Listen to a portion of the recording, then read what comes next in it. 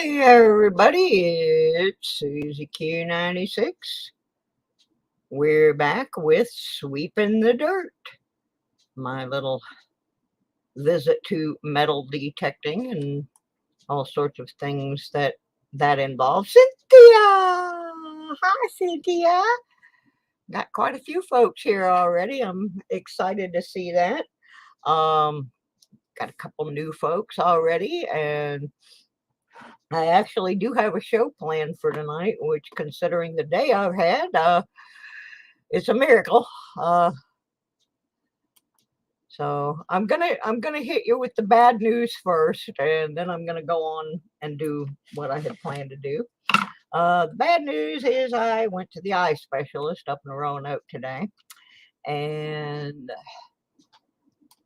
both the one in Roanoke and the one at Duke University in North Carolina are baffled and confused.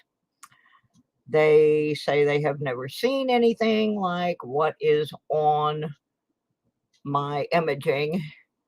And because they have never seen anything like it, and of course, y'all know I can't ever get anything normal. I always got to get some crazy thing. Hey, Flash.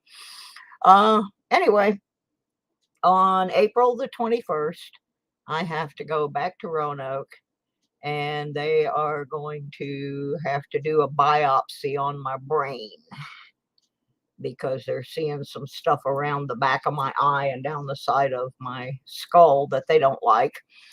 So, and they don't know what it is, so I'm going to have to go get that done. So just when I was starting to feel good, now I got to go feel crappy again for a while. But in the interim, I'm still going to work on my project here.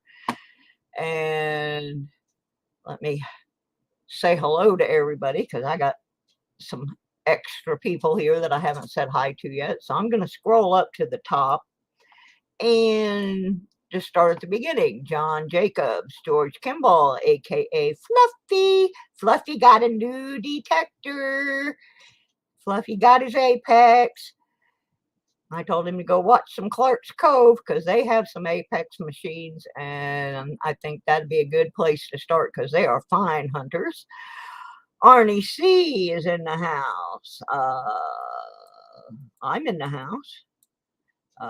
Package Total has popped in here. Scott is here. Lucky James Eller.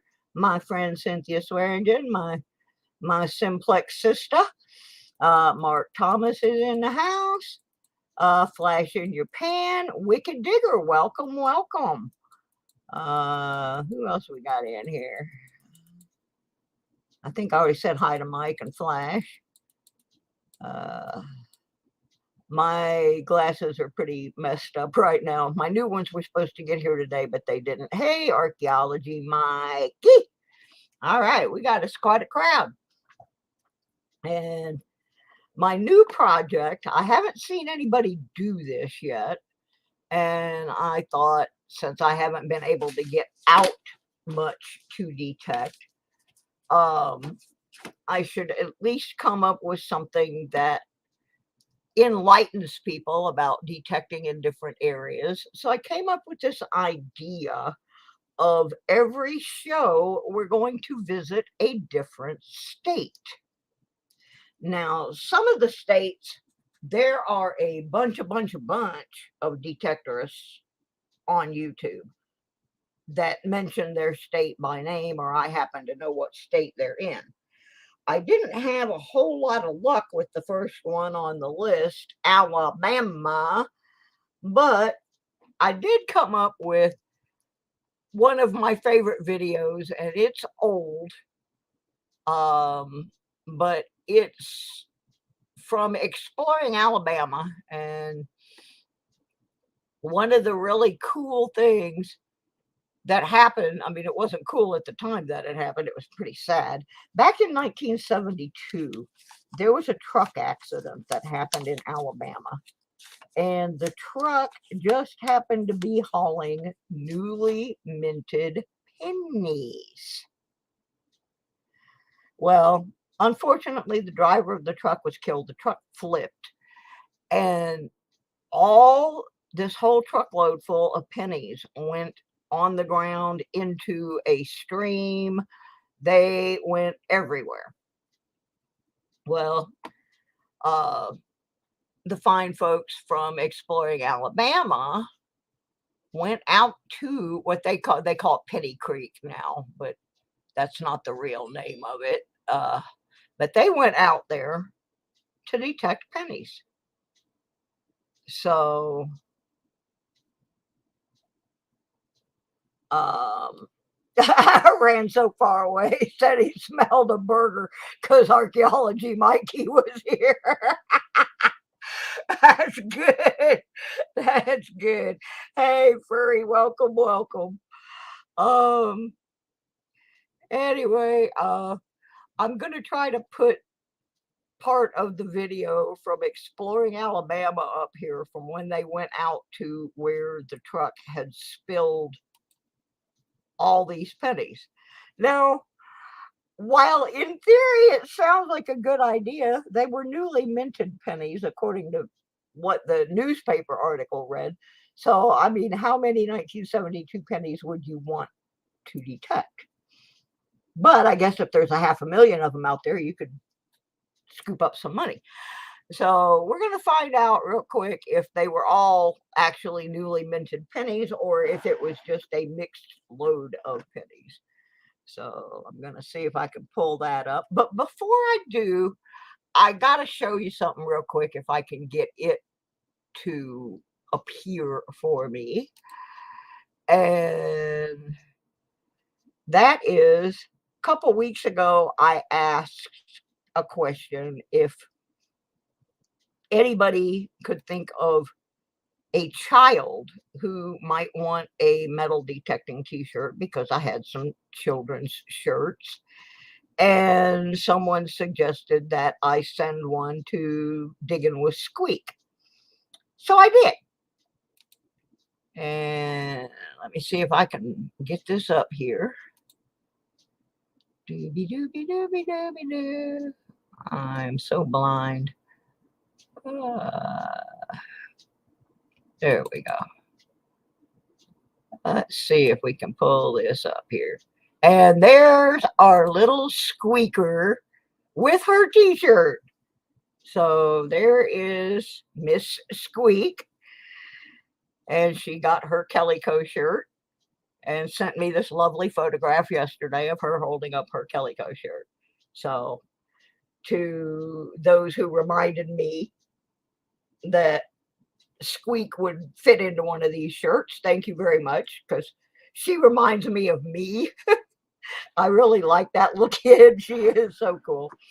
So there you go. There's our Squeak with her Finders Keepers Loser Sweeper shirt. I just wanted to share that before I went on to sharing the Exploring Alabama. But yeah, there's our little squeaker. Got her a new shirt. I have a couple more. I need to find kids that fit into them. They're all kids shirts. I gave all the adult ones away a long time ago. Okay, let me see if I can get this Exploring Alabama thing up here. Da-dee-da-dee-da. Yeah, they call it the world's largest coin spill, and it may well have been. I mean, it was an entire semi truck full. So let's see if I can get it up here onto my screen. Looks like it's ready. Oops, I don't want that. I'm hitting the wrong buttons. I don't want that. That's the one I want. So I can hit the start button and the full screen. Here we go with that. And here we go to Alabama. Here's the story. In 1974, a truck carrying $70,000 worth of pennies. We're kind of lagging a little. It doesn't really want to stream very well, but I'm going to try it. Turned over on this corner. And I just got permission from the landowner to come down here and metal detect. With the understanding It's kind of lagging. that if I find some pennies, that I bring them back to show them. Because they said they've never found any pennies down here. Now, I might get down here and get stuck. So, I'm about to find out if there are any pennies in Penny Creek. This place is not a. Hang on 1 second. Okay, I'm back. I got check. It's not. Yeah, I'm sorry for the lag. We've been having Not a secret around here. It's a well-known fact that it happened. I did look it up on the internet, and it seems to be true that a truck turned over on the other side of the road with $70,000 worth of pennies. So I brought my water boots, and I'm gonna find out. But he said he's never known anybody to come metal detecting down here. So this could be the largest coin spill of all time. So anyway, I appreciate y'all watching so far. And I just sunk without my water boots on, but let me get my stuff out. Let's move ahead a little bit. See if he's finding any pennies down here at Penny Creek. That, and my metal detector went to the left. Got another signal. 90s, about 2 inches. Could it be a penny? It didn't make it deep.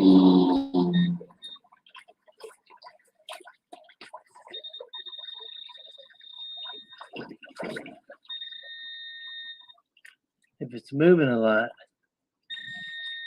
it is a pull tab because they travel with the current.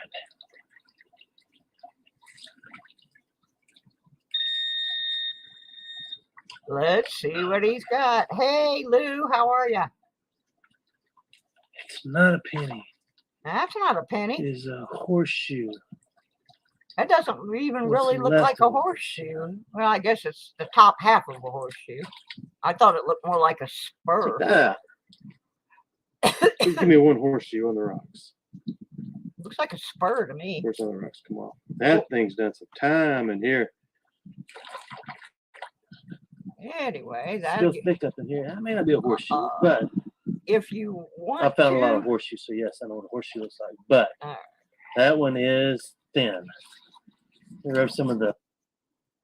Now, one of the things that I liked about this is he's got a link in the description to the original 1972 newspaper article with photos. He made a separate video showing how he found out about this location, and that's not a bad suggestion. Searching the old newspapers for things like this. I'm gonna see if I can open that up, that other link, and of course we got to get the advertisement because YouTube's not happy if they don't give you that. All right. Yeah, this is the original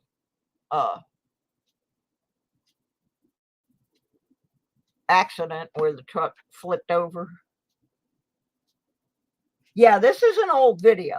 I'm not saying it's not, but I thought out of a lot of the Exploring Alabama ones, this one was interesting because he had done the research here and gotten the newspaper articles about the truck and had gone and looked up the property owner and gotten a permission to go down there and look. Hi, Deej. Hang on, folks. My phone's ringing. Always got to ring when I'm online. And I have no idea who that is. Never even heard of that place. Yeah, I know it's an old video. Some of the things I show are going to be old videos because a lot of people never saw them. We are back at Penny Creek again. So anyway, Yeah, I just wanted to share that because And, that is We are going to a great some pennies. source of places you can try to find permissions that are a little off the beaten path. You know, who would have thought to go in the old newspaper? Well, I have, because I used to do a show where I did that, but yeah, I just wanted to share that. And frankly, I couldn't find a whole lot of Alabama channels to share with you, and I wanted to point out that old newspaper thing. I work a lot with old newspapers because I do family history and genealogy work. And I have found some really interesting articles about coins. No, he didn't find any. But I think, here's what I think. I think they're looking in the wrong place. I think from the map that I looked at that location, there's another curve about a quarter mile up the road. And I'm thinking they might be looking at the wrong curve for where the truck flipped over. Or option number two, this did happen in 1972.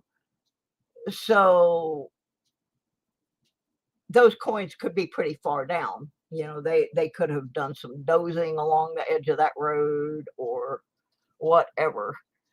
But I wanted to revisit that because I'm going to go through state by state. And I do have a video up that says it's the comment video for the project. And I would like for you to drop some names of channels in there that are from your individual states, so I can try to get some of the favorites out there. I don't know what I'm going to do when I get to Florida and Michigan, because I got a lot of friends in those two states that have channels and do detecting. But I wanted to start out with Alabama, and next week I believe is Alaska, and I do have a subscriber who has an Alaska channel, so I'm not going to expose whose channel that is yet, but we will be visiting Alaska next week. And oh, my glasses are so messed up. Hello, old timer digging. Hi, Deej. What's going on with the dog? Let me see.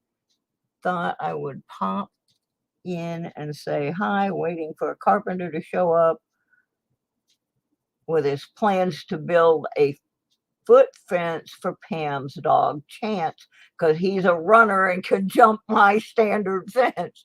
Yeah, some of them can get going pretty good and do some flying, and that's a pretty good sized dog there. We had a beagle that could clear a 10-foot privacy fence. You could not keep that boy in. He wanted to run, he was going. And my dad finally had to put a thing up that angled in, so he couldn't just go straight over. There was like an angle part that came down, and that finally slowed him down a little bit. But yeah, there's some dogs, they can clear some fences. So I can't see. I'll tell you guys right now, I'm having a problem. I was at the eye doctor earlier, and of course they did more tests, and now my eye's all goobered up again. I can't stand it. All right. So anyway, that's one of the projects I'm trying to work on, is going to feature one or two states each week and feature some of the detectors from those areas, because every place you detect is completely different. I don't care what people tell you. I've had somebody say a beach is a beach is a beach, but that's not true. Each beach has a different mineral and chemical makeup. Some of the beaches are very, very rocky. Some of them have a lot of black sand. Some of them are pristine white sand. And not every detector is going to work the same on every one of those different kinds of soil. So when I do get into some of these states, I'll be showing you some different beach detectorists and how they set their machines up and what machines they are using and which ones they say don't work so well for that.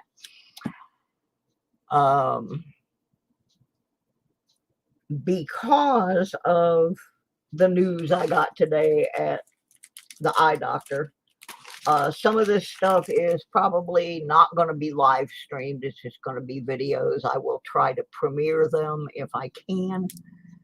I'm so disappointed that I finally am starting to feel better, and now they're going to mess me up again.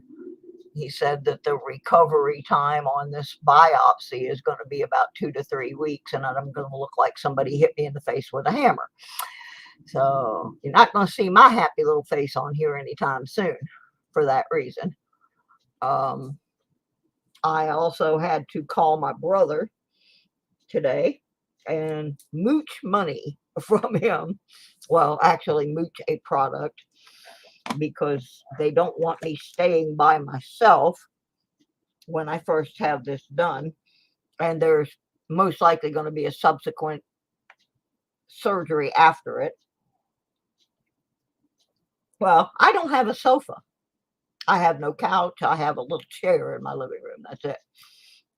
So having somebody stay with me was kind of an impossibility. They're not sure exactly what is going on behind my eyeball. I could actually show you the MRI, but it's pretty gross. There is something abnormal behind my eyeball and behind my eye socket and going down between my skull and my brain. And they can clearly see it doesn't belong there, but they cannot tell if it is tissue or fluid. So they need to go in and biopsy it to ascertain what it is. The specialists at both Duke University in North Carolina and the specialist at Roanoke, both are baffled. They said they have never seen anything like this. So I'm sort of an enigma, or I don't know what the word for it is, but I'm definitely an oddity, and they don't know what this is. So they can't fix it until they can figure out what kind of cells those are that are creating that blockage. And it's very visible. He showed me the imaging, and I can see the difference between the left eye and the right eye. And yeah, it's some mystery thing that they have not encountered. They told me that they only get mystified like this about 2 or 3 times a year, and I guess I'm it. So that's what they're going to be doing. So anyway, I had to hit my brother up for something for somebody to come sleep on if somebody comes to stay with me for a few days. So I had to borrow $200 today and have them order instead of getting a sofa, I ordered a rollaway bed so that I can either A, use it for a sofa later on, or B, I can fold it up and put it in out of the way. So I had to do that because they won't perform the surgery unless I have someone to supervise me after the fact. So it is what it is. I'm I may sound like I'm making light of it, but I'm actually terrified. It's happening on April 21st, which is pretty quick. But I am going to continue working on my projects just like I had planned to. And I got a couple other things I'm working on. Oh, somebody asked me where I came up with sweeping the dirt. Well, it's got a twofold meaning. I mean, there's the obvious meaning of sweeping over it with the detector, but then there's a secondary meaning to that name, and that is this. When I was a little bitty child, under the age of 3, we lived in a farmhouse in rural Iowa that my father had built along with his father. And my grandfather passed away before I was born, so I never knew him. But it wasn't much of a house from what I remember and what my older siblings have told me. And it had no indoor plumbing, and only the kitchen and the bedrooms had flooring in them. There was no flooring in the living room. It was dirt, hard packed dirt floor. And my mom would sweep the dirt. So that's the second meaning behind that name. So I forgot who asked me that, but there we go. Hi, Les. How's everything across the pond, Les? Anyway, let me get back to my project. If you guys have any buddies who are in Alaska or Arizona who have metal detecting channels, I have a video, or yeah, I have a comment video somewhere. I'm not real organized. I kind of lost my cool when I found out I was going to have them poking around in my brain. As y'all recall, this isn't the first thing I've had. My illness started out with a neurosurgeon poking around in my brain. So here we go again. But this is different. They gave me an option on this one. My options were don't do anything, and then if it's malignant, you're going to die. Option number 2 is we can drill a hole in your skull. That didn't sound too promising. And option number 3 was to have them go in through my eyeball. Well, they've already been in there, so I figure that's the safest one. And actually, this video is the one to make the comments on. So not in the stream, but after the stream is over, if you want to nominate somebody's channel, go over in the regular comments and put the name of their channel and what state they're from. And we will try to give them a little shout out and take a look at how they do it where they live. Like I said, I'm going to have a whole bunch of them for Michigan. I may have to have a whole week worth of shows for Michigan and Florida. And I'm going to try to not necessarily stick with the biggest channels. I want to profile the average Joe or the average Deej or, the average old time digging guys.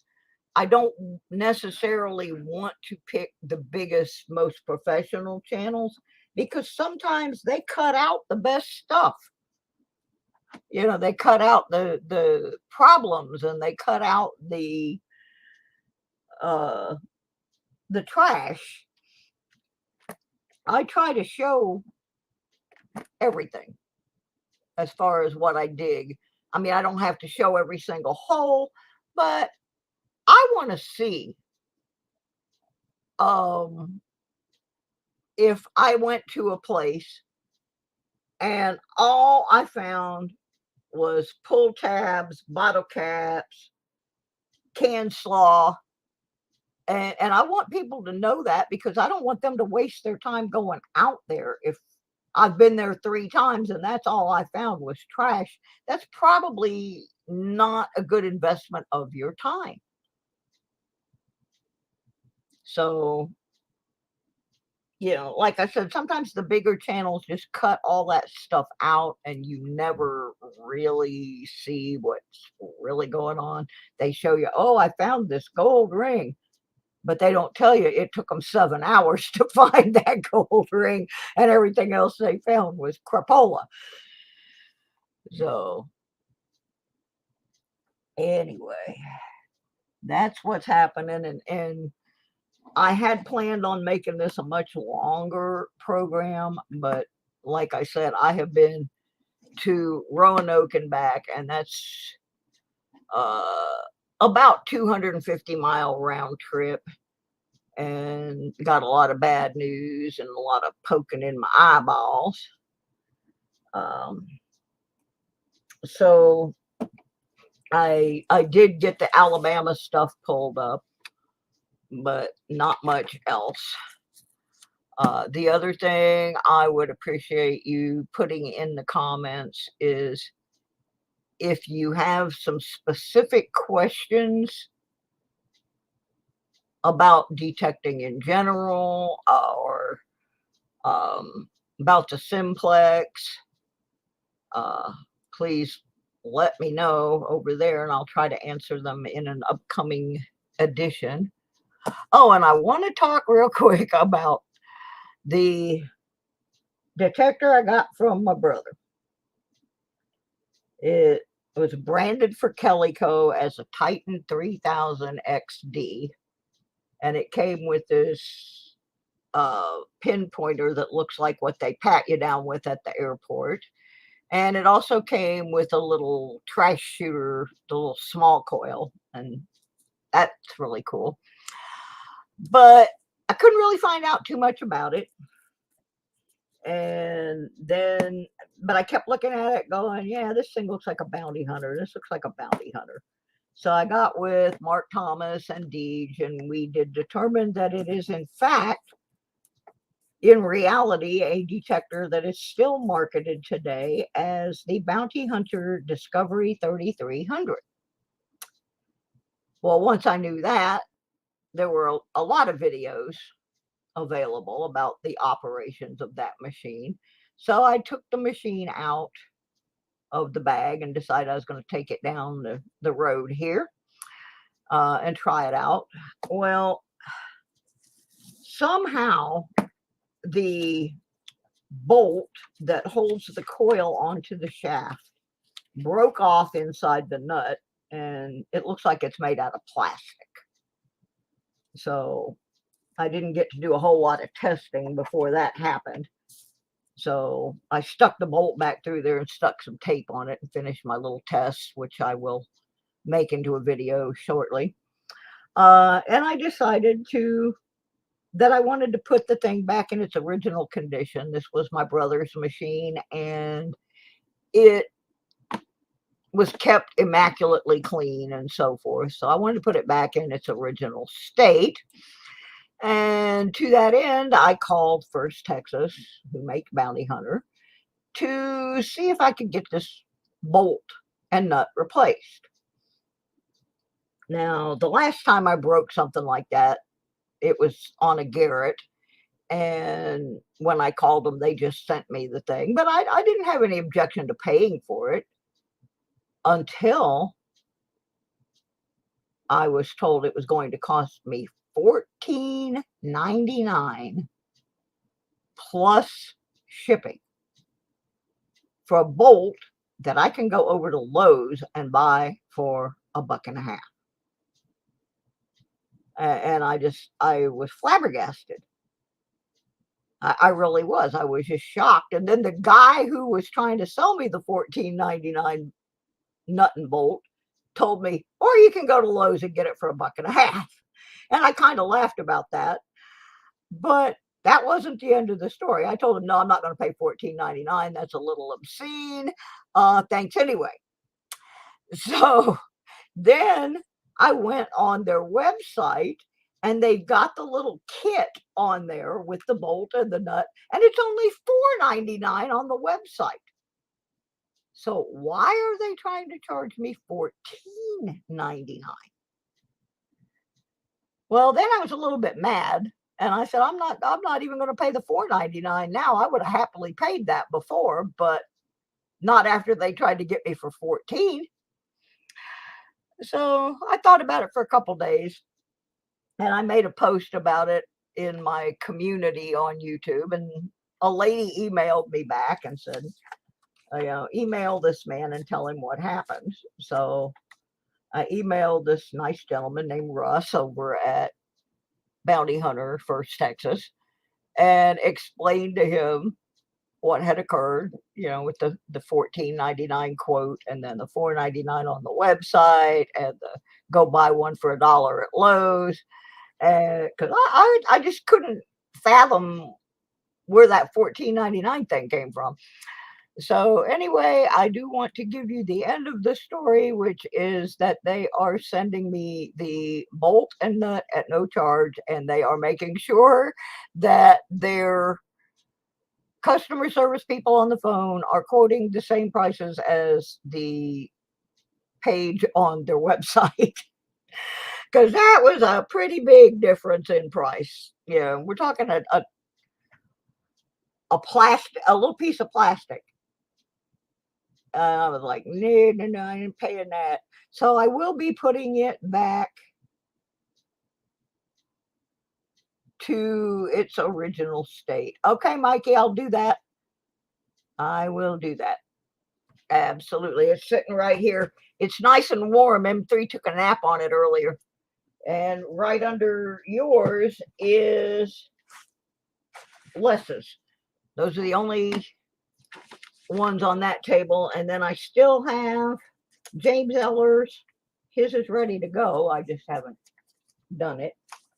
And Numis Maniac has not claimed his prize yet, even though I went over to his channel and told him he needed to. So I don't know what's going to happen with that one. But that's the mail pile. I'll try to get to that this week.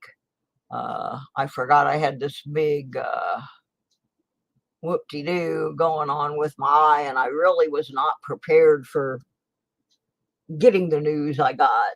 But, I'm going to just keep plugging away. I've got a couple weeks before I have to go through that. And if I continue to feel as well as I do right now, I'm going to at least try to get out and do a little bit of detecting. Today would have been the perfect day. Our temperature was in the 70s. The sun was shining, but I had to go to the eyeball doctor, so I didn't get to go. I can't go tomorrow. I don't know what the weather is on Friday, but as long as it's not raining, I'm going out because I need it. I've always said that detecting is kind of my yoga, and so I don't know what is going on. I gotta refresh my thing here. It's not right.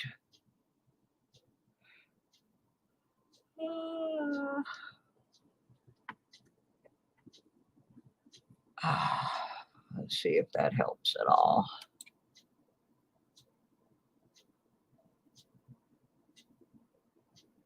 Oh my goodness. Well, we got 16 thumbs up. That's a good thing.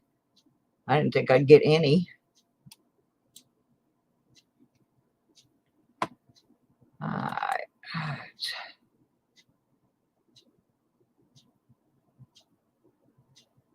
Oh, thanks, Mikey.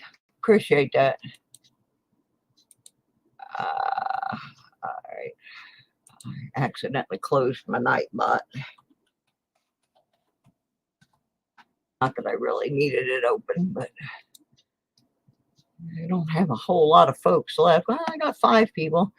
I'm also going to try and pick up my morning show that I was doing for a while, which is called That Was the News, and it had newspaper clippings like we showed from Exploring Alabama about metal detecting and coins.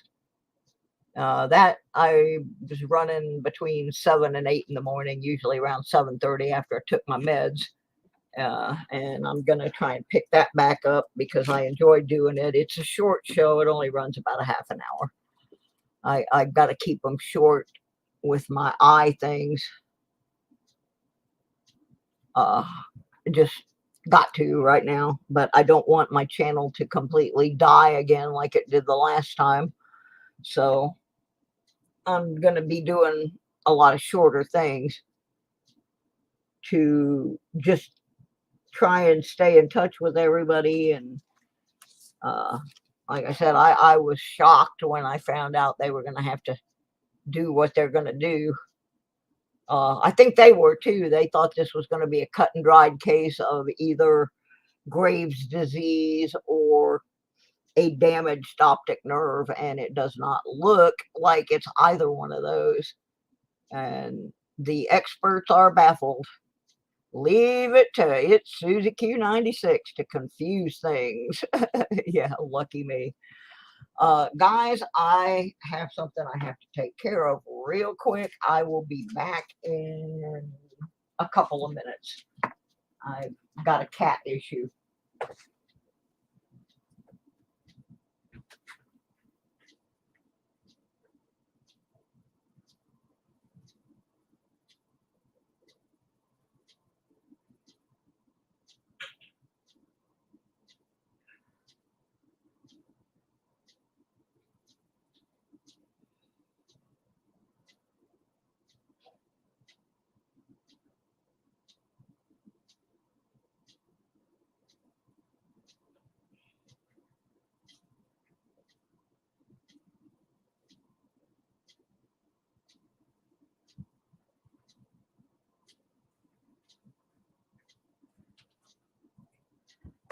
Okay, I'm back.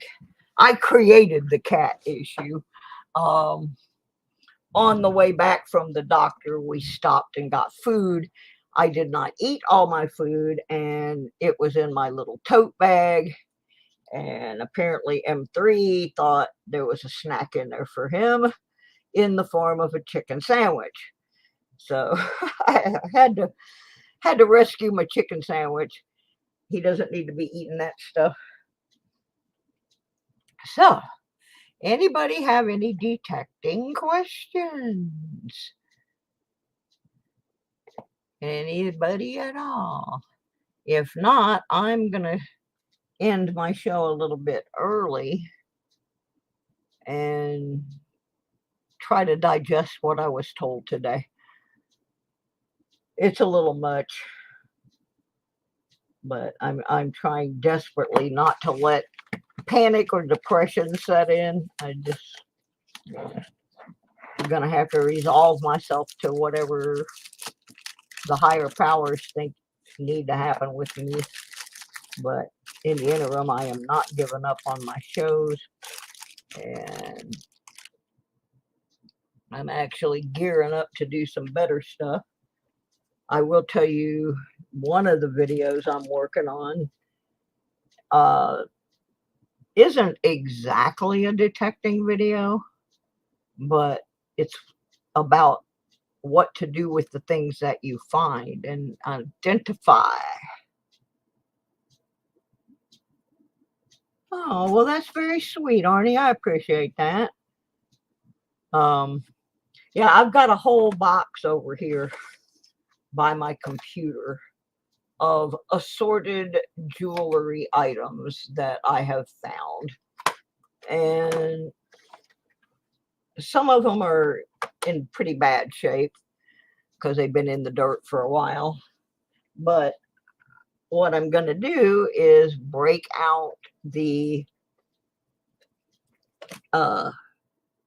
my kit to identify gold and silver and what carat of gold and silver they are, and do you a little demo live on some of the pieces that I found, and we will find out together if they are bling or, you know, really something good, or just throw it in the trash. But until I test some of these pieces, I can't tell, because they're just funky.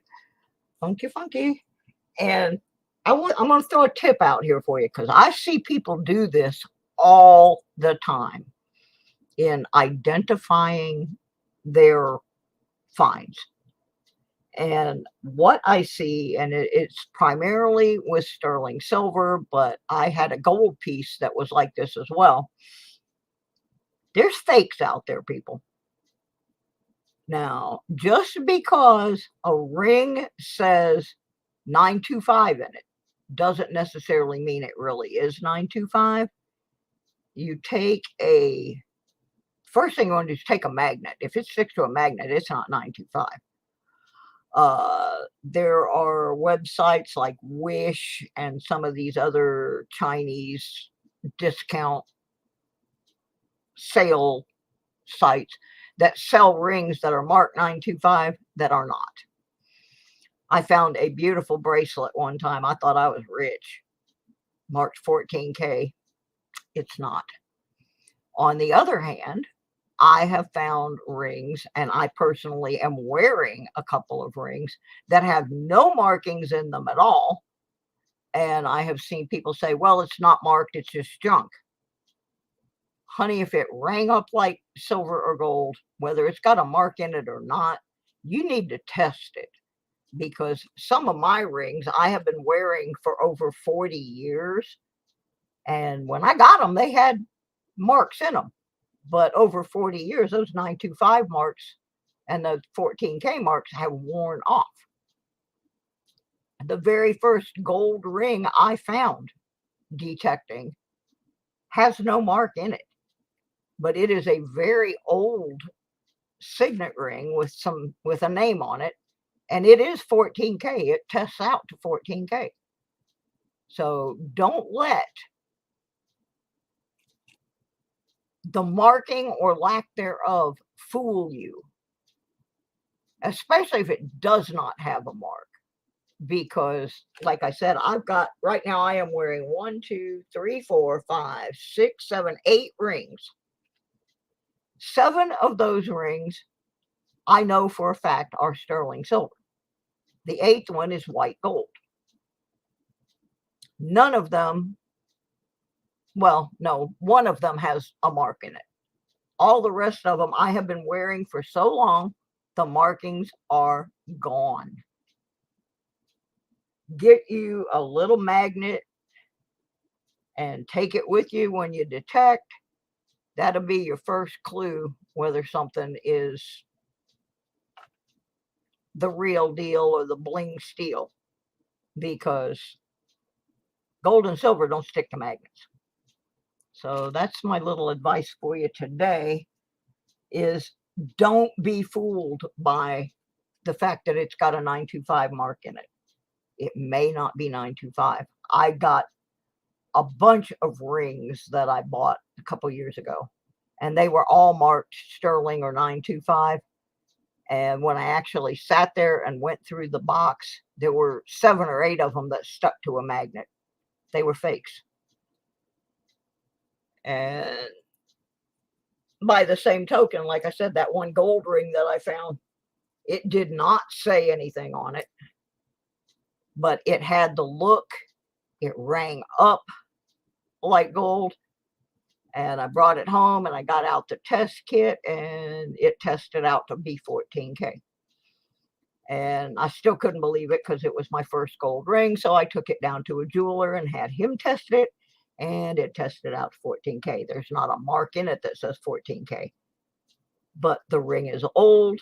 someone wore that ring lovingly for many, many years, I guess, and it just wore the mark off. So thank you, Arnie, for that wonderful prayer. I really, really appreciate that. I need all the help I can get right now. I'm kind of bowled over by what I was told today.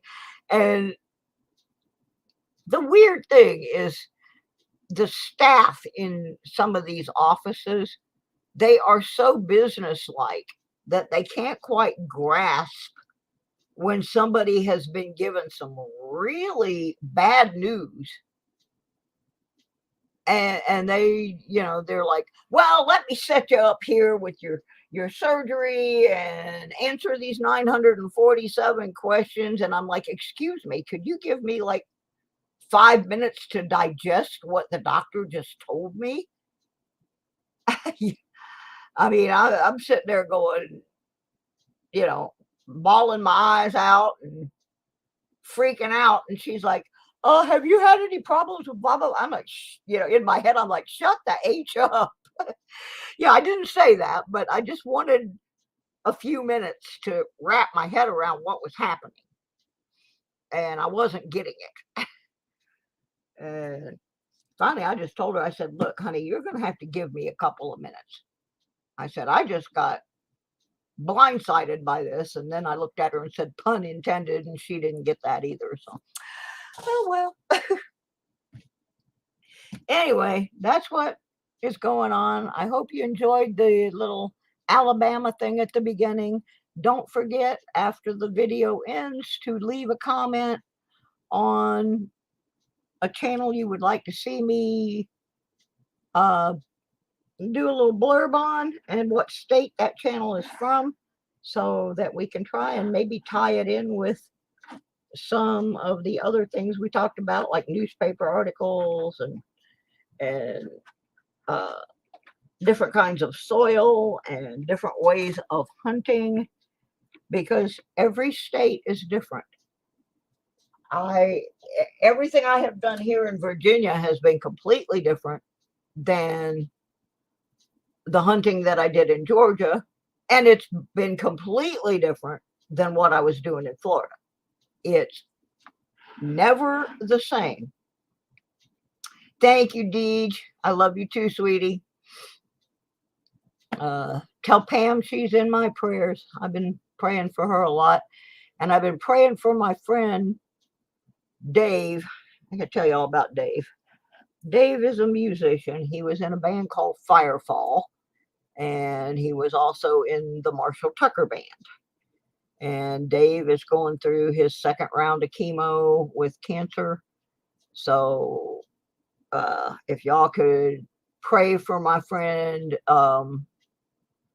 Dave Muse, M-U-S-E. He's having some real struggles.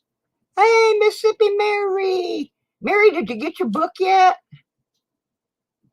Yeah, Dave is a super, super talented musician. He has brought great joy to many people over the years, and he's really having a hard time. So I've been praying for him, and my best friend in Florida, Wendy. We decided today that we've been keeping our heads together too long, because she was rushed to the hospital yesterday, and they found a blockage in an artery in her brain, and she is going in for surgery on that tomorrow. And we were kind of laughing at each other because we are thick as thieves, and we kind of said, well, she said, well, maybe you should just come down here and they can do us both at the same time, and we can get a buy one get one free rate. But yeah, my friend Wendy has kept me going on many, many occasions when I thought I was going to give up, and now she's fighting the same fight. Hi, little Em. Oh, little M3, what are you doing? No, you cannot play with scissors, honey. Kitties don't play with scissors. No, they don't. M3's here. I can't see. Storm's been so bad to do a mail call. Yeah, I know. We've been having some bad weather here, too. My phone's been off and on the last couple days. I don't know what the deal is. We had a lot of high winds. I think it messed up something on the tower. But anyway, that's pretty much all I got for tonight. Like I said, I'm going to run early because I just got to kind of back up and regroup after what I got today. Like I said, I am working on some videos and stuff, so I'm not going down with the ship yet. I hope you enjoyed the helpful hints and commentary. I hope I was able to help George, who was here earlier, asking about his new Apex. I sent him a link to a bunch of other links about the Apex, so hopefully he'll get his detector that he just got today going for him. I appreciate everybody, and like I said, when I sign off and the regular comment area is open, please leave me suggestions of channels that you think represent their states well, and I will certainly give them a visit in the future shows. So on that note, M3 and I say have a great evening. Keep everybody in your prayers. There's so many people struggling right now, and I love you all. Thank you for coming to see me. I'll try to do a little bit better later on in the week, but like I said, I was not prepared for what I got hit with today. So I got to kind of back myself up and regroup. But just got done eating dinner, finished before everybody else. That doesn't surprise me, Mikey. You are an eating machine, kid. All right, everybody, stay safe. I'm going to go rest for a little while. I don't want to depress anybody. I just want everybody to know what's going on. So if I blip off the planet, you'll know it's, just part of this process. And I'll be back. Love you all. Bye-bye.